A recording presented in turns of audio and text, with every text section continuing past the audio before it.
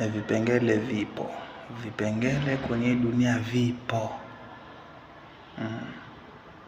Na kuna stage mtu fikia akasema pesa ya jasho yangu hainitoshi, pesa ya jasho yangu hainitoshi. Sasa hapo ndio naanza kuvuka mipaka na kuvunja sheria. Unavunja mipaka na unavunja paka na sheria unaposema pesa ya jasho yako haikutoshi.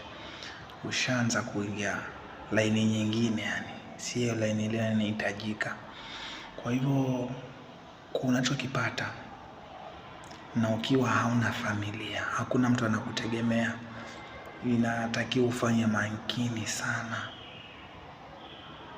Inatakiwa ufanye makini sana, kwa sababu kuna time utakuwa kuna watu wanakutegemea, wanakuangalia. Hapo utakuwa sasa hauwezi kufanya kitu chingine, inabidi na wewe uangalie. Sasa hapo ndio unaona kweli ujana niliuchezea.